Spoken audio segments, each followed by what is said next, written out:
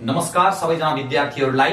आजबाट हामी अंग्रेजी भाषा सिक्ने एउटा अभियानमा छौं र यस क्लासमा म तपाईहरुलाई व्याकरणको बारेमा बताउने छु। ठीक छ? अब व्याकरण भनेको के हो? सबैभन्दा पहिला व्याकरणबाट स्टार्ट गरौं। हरेक भाषाहरुको आफ्ना आफ्नै व्याकरण हुन्छ, आफ्नो आफ्नै ग्रामर हुन्छ। फर एक्जाम्पल नेपाली भाषाको आफ्नै ग्रामर छ, फ्रेन्च भाषाको आफ्नै ग्रामर छ, अनि त्यसैगरी थारू भाषाको आफ्नै व्याकरण हुन्छ। त प्रत्येक भाषामा आफ्नै व्याकरण हुने गर्दछ। यो व्याकरण भनेको के हो? सबैभन्दा पहिला यो व्याकरण भनेको के हो यसको बारेमा बुझौं र त्यसपछि बल्ल क्लास स्टार्ट गरौं। ठीक छ? हरेक कुराहरु क्लियर गर्नुपर्ने हुन्छ हामीले सुरुबाट। त त्यसो भएको हुनाले व्याकरण भनेको के हो? यो व्याकरण भनेको के हो भन्ने कुरा सम्झाउनु भन्दा पूर्व म तपाईहरुलाई केही थोरै कुराहरु बताउन चाहन्छु। जस्तो कुनै पनि काम गर्दाखेरि एउटा नियममा गर्नुपर्ने हुन्छ। हरेक कामहरु गर्नको निम्ति केही नियम बनाइएको हुन्छन्। फर एक्जाम्पल हामी मोटरसाइकल चलाउँछौं, मोटरसाइकल चलाउँदै गर्दाखेरि पनि एउटा नियम पछ्याउनु पर्ने हुन्छ। के नियम पछ्याउनु पर्ने हुन्छ मोटरसाइकल चलाउँदाखेरि? यस, तपाईहरुले सबैभन्दा पहिला हेलमेट लगाउनु पर्ने हुन्छ, मोटरसाइकलको कागज बोक्नु पर्ने हुन्छ, तपाईसँग मोटरसाइकल चलाउन लाइसेन्स हुनुपर्छ, ट्राफिक नियमहरुको पालना गर्नु पर्दछ। त मोटरसाइकल चलाउँदाखेरि विभिन्न नियमहरुको पालना गर्नु पर्दछ। विद्यालय जाँदा विभिन्न नियमहरुको पालना गर्नुपर्छ। तपाईसँग कपी हुनु पर्यो, किताब हुनु पर्यो, त्यसैगरी तपाईसँग झोला हुनु पर्यो, ड्रेस हुनु पर्यो, आफूभन्दा ठूलाहरुको लागि चाहिँ सम्मान गर्नु पर्यो, शिक्षकले भनेको मान्नु पर्यो। यी विविध नियमहरु हुन्छन् विद्यालय जाँदाखेरि। त्यसैगरी मन्दिर जाँदाखेरि आफ्नै नियमहरु हुन्छन्। हरेक कुराहरु गर्दाखेरि नियम हुन्छन्। इनफ्याक्ट हामी यो देशमा बसिरहेका छौं, देशमा बस्दै गर्दाखेरि पनि हामीले विभिन्न नियमहरुलाई पछ्याउनु पर्ने हुन्छ। ठीक छ? त सेम वेमा यदि तपाई कुनै भाषा बोल्न गइराख्नु भएको छ भने त्यो भाषा बोल्दाखेरि पनि केही नियमहरु पछ्याउनु पर्ने हुन्छ र तिनै नियमलाई व्याकरण भनिन्छ। ठीक छ? छोटो अर्थमा कुनै पनि भाषा बोल्दा वा लेख्दा अपनाउनु पर्ने नियमहरुलाई के भनिन्छ त? व्याकरण भनिन्छ। यो मैले छोटकरीमा बताएँ। ठीक छ? बुझ्ने शैलीमा बताएँ र मेरो काम हो तपाईहरुलाई निकै राम्रो तरिकाले बुझाउने र एकदमै छोटो तरिकाले म तपाईहरुलाई बुझाउने प्रयास गर्नेछु। त अबदेखि व्याकरण भनेको के हो भन्ने तपाईलाई यदि लागिरहेको छ भने तपाईले भन्नुपर्ने हुन्छ कुनै पनि भाषा बोल्दा या लेख्दा अपनाउनु पर्ने नियमहरुलाई के भनिन्छ त? व्याकरण भनिन्छ। र अब हामी यस क्लासमा नेपाली भाषाको व्याकरण होइन, अंग्रेजी भाषाको व्याकरण सिक्नेछौं। अब कुनै पनि भाषा बोल्दाखेरि ग्रामर कति इम्पोर्टेन्ट हुन्छ यो कुराको लागि म तपाईहरुलाई केही एउटा उदाहरण दिन चाहन्छु। जस्तो मानौ तपाईलाई नेपाली भाषा सिक्नु छ,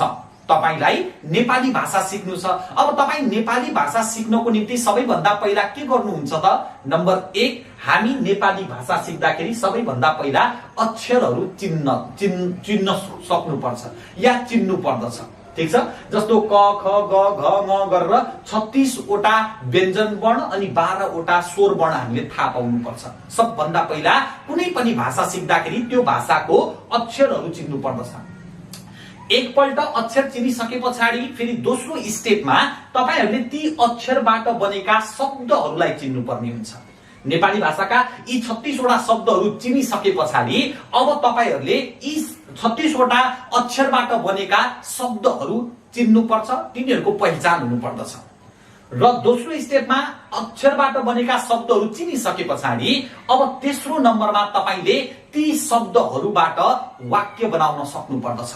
र जुन दिन तपाईहरुले शब्द जोडेर वाक्य बनाउन थाल्नुभयो त्यो दिन तपाईले नेपाली भाषा सिक्नुभयो भन्ने बुझिन्छ। त सेम वेमा इंग्लिशमा पनि हामी के गर्नेछौं त? सबैभन्दा पहिला एबीसीडी भनेको अल्फाबेट जान्नेछौं, अंग्रेजी अक्षरहरुलाई चिन्नेछौं। र आशा छ तपाईहरुलाई अंग्रेजी अक्षर आउँछ होला। यो भन्दा अगाडिको भिडियोमा हामीले पढेका पनि छौं। ठीक छ? एकपल्ट अक्षर चिनिसके पछाडि अब ती अक्षरहरुबाट बनेका शब्दहरुको पहिचान हुनु जरुरी छ। एक स्टेपमा हेर्नुस् है, कुनै पनि भाषा 3 स्टेपमा सिकिँदो रहेछ।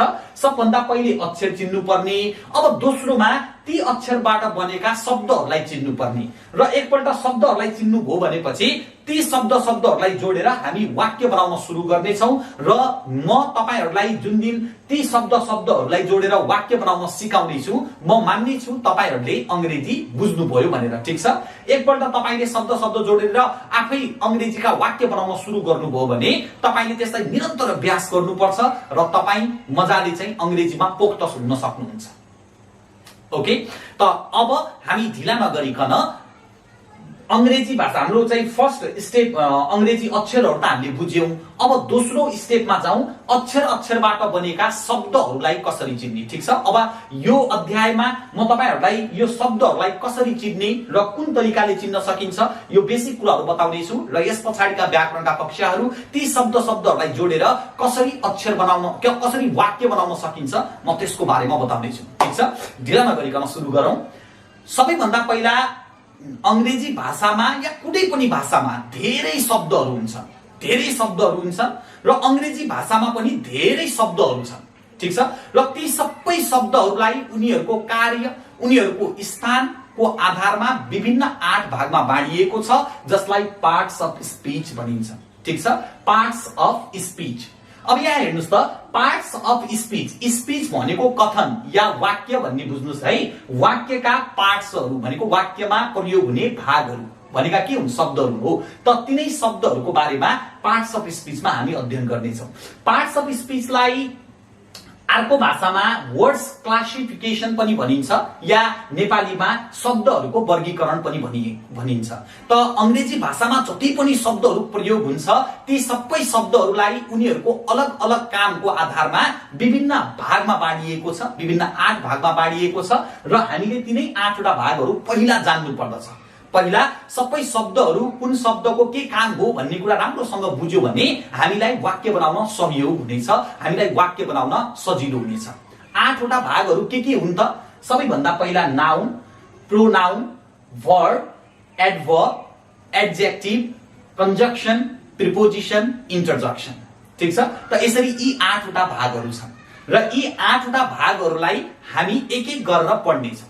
तपाईहरुलाई एउटा मनमा के कुरा पनि लाग्न सक्छ भने यी 8 वटा भागहरूमा किन बाँडियो होला त इंग्लिशका सम्पूर्ण शब्दहरूलाई। त्यसको लागि म एउटा सानो उदाहरण दिन्छु, तपाई एकदम क्लियर हुनुहुन्छ है।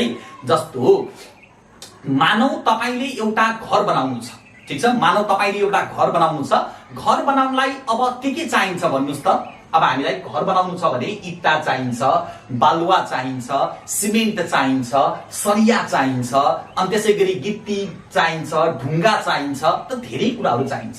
यी सबै कुराहरूलाई ठ्याक्कै तरिकाले राम्रोसँग मिलायौं भने बल्ल हाम्रो सुन्दर घर रेडी हुन्छ। त त्यसैगरी अंग्रेजी भाषामा पनि विभिन्न प्रकारका शब्दहरू छन् र प्रत्येक शब्दको आफ्नो आफ्नै काम छ र ती सबै शब्दहरूलाई यदि राम्रोसँग जोड्यौं भनेपछि हामी सुन्दर वाक्य बनाउन सक्छौं। जस्तो एउटा सुन्दर घर बनाउन सबै इट्टाको मात्रा सही हुनुपर्छ, ढुङ्गाको मात्रा सही हुनुपर्छ, त्यसमा बालुवा कति हाल्ने, पानी कति हाल्ने, सिमेन्ट कति हाल्ने, सबैको मात्रा सेट भएको हुन्छ। त त्यसैगरी अंग्रेजी शब्दहरूलाई पनि उनीहरूको कार्यको आधारमा विभिन्न 8 भागमा बाँडिएको छ र यदि सबैलाई राम्रोसँग मिलाउनु भयो भने बल्ल तपाईले सुन्दर शब्द, सुन्दर वाक्य बनाउन सक्नुहुन्छ। र मेरो उद्देश्य तपाईहरुलाई अंग्रेजीमा आफै वाक्य भन्न सक्ने, बोल्न सक्ने र लेख्न सक्ने बनाउने हो। ठीक छ, त अब हामी यी सबै पार्ट्स अफ स्पीचलाई एक एक गरेर हेरौं। सबैभन्दा पहिलो पार्ट्स अफ स्पीच छ हाम्रो नाउन। त नाउनको बारेमा सबैभन्दा पहिला स्टार्ट गरौँ है त। अब नाउन भनेको के हो? नाउन भनेको संज्ञा अथवा नाम। ठीक छ, नाम अथवा संज्ञा। नाउनलाई संज्ञा भनिन्छ या तपाई सिम्पल यसलाई बुझ्ने अर्थमा नाम भन्नुस्। अब नाम भनेको के हो? बेसिकली तपाईहरुलाई म बताउन चाहन्छु कुनै पनि व्यक्तिको, स्थानको, जनावरको, वस्तुको या केही पनि कुराको नाम जनाउने शब्दलाई नाउन भनिन्छ। ठीक छ, जस्तो नाउन भनेको व्यक्तिको नाम जनाउने शब्दहरू। अब व्यक्तिको नाम सूरज हुन सक्छ, सन्तोष हुन सक्छ, गीता हुन सक्छ, जय हुन सक्छ, दीपक हुन सक्छ, त जे पनि होला। ठीक छ, तपाईहरुको चाहिँ यी नामहरू जनाउने शब्दलाई चाहिँ के भनिन्छ त? नाउन भनिन्छ। अनि यसैगरी नाउन भित्र स्थान जनाउने शब्दहरू पनि पर्दछन्। अब स्थान जनाउने शब्दहरू के हुन सक्छन् त? पोखरा हुन सक्छ, धनगढी हुन सक्छ, बुटवल हुन सक्छ, धरान हुन सक्छ या इन्डिया हुन सक्छ। त यी सबै जति पनि देशहरूका नाम, स्थानहरूका नाम, यी सबै के हुन् त? नाउन हुन्। किन? यिनीहरूले कुनै नाम जनायो नि त। अनि त्यसै गरी जनावरहरूको नाम जस्तो हाम्रो चाहिँ डग, कुकुर छ, बिरालो छ, हात्ती छ, गाई छ या टाइगर, बाघ छ, यी सबै शब्दहरू भनेका के हुन् त? नाउन हुन्। किन? यिनीहरूले चाहिँ के जनायो त? कुनै जनावरको नाम जनायो। ठीक छ। त यसरी कुनै पनि व्यक्तिको, स्थानको, जनावरको नाम जनाउने शब्दहरूलाई नाउन भन्दा रहेछन्। बुझ्दै हुनुहुन्छ नि? यस, यी सबै कुराहरूको पीडीएफ नोट पनि तपाईहरुलाई यसै भिडियोसँग, यस भिडियोको लेसनको अन्त्यमा तपाईहरुलाई मिल्नेछ। र ध्यान दिनु होला, यस भिडियोको अन्त्यमा हाम्रो एउटा क्विज पनि हुनेछ जसमा तपाईहरुले केही आन्सरहरू दिनुपर्ने हुन्छ। यदि तपाईहरुले यो भिडियोलाई स्किप गर्दै हुनुहुन्छ या यो भिडियोलाई चाहिँ ध्यानपूर्वक हेरिराख्नु भएको छैन भने it is very much difficult for you to do and solve all the quiz. अब सबै क्विजहरू गर्न तपाईहरुलाई अप्ठ्यारो हुनेछ। त्यसकारण सबैको ध्यान अगाडि होस् है त। जनावरको नाम भइसके पछाडी कुनै वस्तुको नाम, हाम्रो वरपर रहेका जति पनि वस्तुहरूको नाम छ त्यसलाई चाहिँ के भनिन्छ त? नाउन भनिन्छ। जस्तो पेन हुन सक्छ, बुक हुन सक्छ, किताब हुन सक्छ, टेबल हुन सक्छ, चेयर हुन सक्छ, फ्यान हुन सक्छ।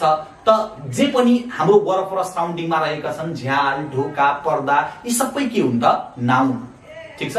यति मात्रै नभएर कुनै पनि चीज, 5औं नम्बरमा हेर्नुस् है, कुनै पनि चीजको नाम जनाउने शब्द भनेको नाउन हो। कुनै पनि चीज भनेको जस्तो एउटा केटा छ, केटाको नाम हामीले चाहिँ जस्तो राम छ, रामलाई देख्यौं उसको नाम राम हो भनेर त थाहा पायौं। तर उसको नाम यदि हामीलाई राम हो भन्ने थाहा छैन भने हामी उसलाई केटा भनेर भन्छौं। किन?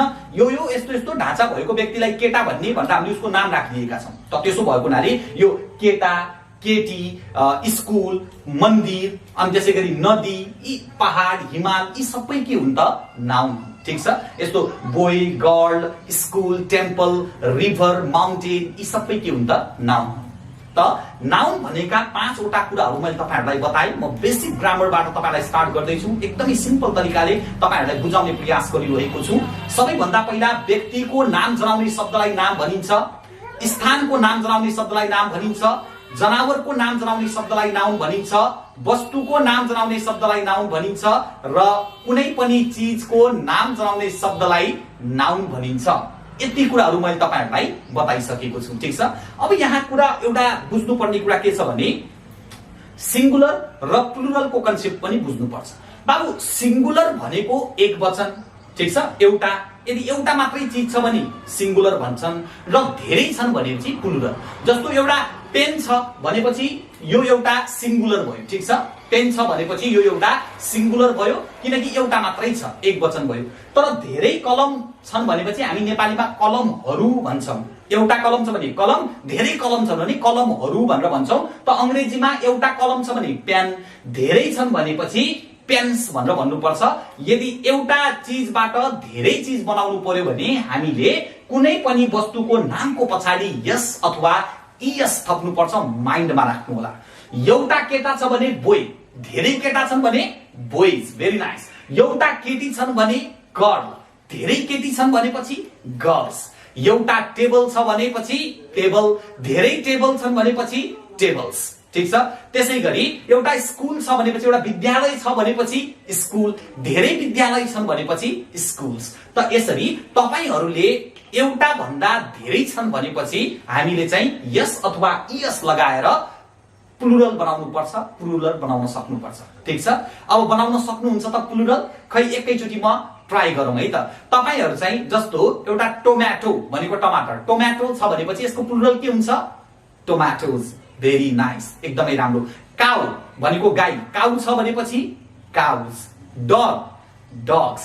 CAT, cats. हेरिराख्नु भएको छ होला, त बुझिराख्नु भएको छ होला। ठीक छ। सिंगुलर नाउन जो एउटा छ त्यसलाई प्लुरल बनाउनु पर्यो, धेरै बनाउनु पर्यो भने यस अथवा इएस थपेर धेरै बनाउनु पर्दो रहेछ। बुझ्नु भयो होला। अब एउटा महत्त्वपूर्ण जानकारी म तपाईहरुलाई दिन चाहन्छु। यस सँगसँगै सिंगुलर र प्लुरलको कन्सेप्ट भइसके पछाडी अब तपाईहरुले सब्जेक्ट र अब्जेक्टको कन्सेप्ट पनि बुझ्नुपर्छ। नाउन भनेको नाम हो र म तपाईहरुलाई भन्न चाहन्छु नाम कहिले पनि कुनै पनि बेलामा नाम या त सब्जेक्टको रूपमा आउँछ या अब्जेक्टको रूपमा आउँछ।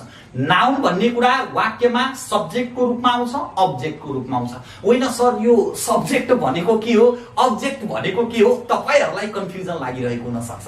सुन्नुस् है त, म एउटा एक्जाम्पल दिएर क्लियर गर्छु। यहाँ म एउटा वाक्य लेख्छु, रामले स्याउ खायो। ठीक छ, रामले स्याउ खायो। यहाँ यसलाई इंग्लिशमा Ram it's an apple, Ram it's an apple. अब यहाँ रामले एउटा स्याउ खायो भन्ने एउटा वाक्य छ। अब यो वाक्यलाई तपाईले चाहिँ यसो राम्रोसँग हेर्नुभयो भनेपछि यो वाक्यमा कसको बारेमा कुरा हुँदैछ, कसको बारेमा कुरा हुँदैछ? अब्भियसली रामको बारेमा कुरा हुँदैछ। तर राम भनेको यहाँ के हो त? कर्ता हो। राम भनेको कर्ता हो, काम गर्ने मान्छेलाई कर्ता भनिन्छ र कर्तालाई अंग्रेजीमा के भनिन्छ त? सब्जेक्ट भनिन्छ। ठीक छ, त यहाँ सब्जेक्ट भनेको कर्ता, कर्ता भनेको काम गर्ने मान्छे। यो वाक्यमा रामले काम गरिरहेको छ, खाने काम रामले गरिराखेको छ भनेपछि राम भनेको कर्ता भयो र उसलाई सब्जेक्ट भनेर बुझ्ने। सब्जेक्ट कहिले पनि सुरुमा आउँछन्, मुख्यतया वाक्यको सुरुमा कर्ताहरू हुन्छन्। ठीक छ, त यहाँ राम भनेको सब्जेक्ट रहेछ। त नाउन कहिले पनि के हुन्छ त? सब्जेक्टको रूपमा आउँछ। कहिलेकाहीँ नाउनहरू कहिलेकाहीँ अब्जेक्टको रूपमा पनि आउँछन्। अब्जेक्ट भनेका के हुन् त? कर्म। कर्म भनेका के? त्यो कुनै पनि वाक्यमा केही काम भइराखेको हुन्छ, त्यो कामको असर केमा परिरहेको हुन्छ? जुन वस्तुमा या जुन चीजमा त्यो कामको असर परिरहेको हुन्छ त्यसलाई के भनिन्छ त? कर्म भनिन्छ। यहाँ रामले स्याउ खायो, यहाँ रामले खाने काम गरेको छ र खाने काम केमा भइराखेको छ त? स्याउ। रामले के खाइरहेको छ? स्याउ। कामको असर केमा परिरहेको छ? स्याउमा परिरहेको छ। भनेपछि यो एप्पल पनि के हो त? अब्जेक्टको रूपमा आएको छ, एप्पल पनि नाउन। यसरी नाउन अब्जेक्टको रूपमा पनि आउँछ, सब्जेक्टको रूपमा पनि आउँछ। बुझिरहनु होला। ठीक छ, आशा छ यो भिडियोबाट सब्जेक्ट र अब्जेक्टको कुरा पनि क्लियर भयो होला तपाईको, र त्यसैगरी सिंगुलर र प्लुरलको बारेमा पनि बुझ्नु भयो होला, नाउनको बारेमा पनि बुझ्नु भयो होला। यससँग सम्बन्धित सम्पूर्ण भिडियोहरू जुन पीडीएफ छ म यसैसँग तपाईहरुलाई अट्याच गर्दिन्छु र एउटा सानो क्विज तपाईहरुले दिनुपर्ने हुन्छ। र एकपल्ट यो भिडियोलाई अझ राम्रोसँग बुझ्नु भएको छैन भने एकचोटी सुरुबाट फेरि अझ एकपल्ट हेर्नु होला। यो भिडियो तपाईहरुलाई निकै राम्रोसँग बुझिनेछ। आशा छ आजको क्लास तपाईहरुलाई मन पर्यो होला। यस पछाडिको भिडियोमा म फेरि एकैछिन पछाडि उपस्थित हुनेछु। Thank you so much.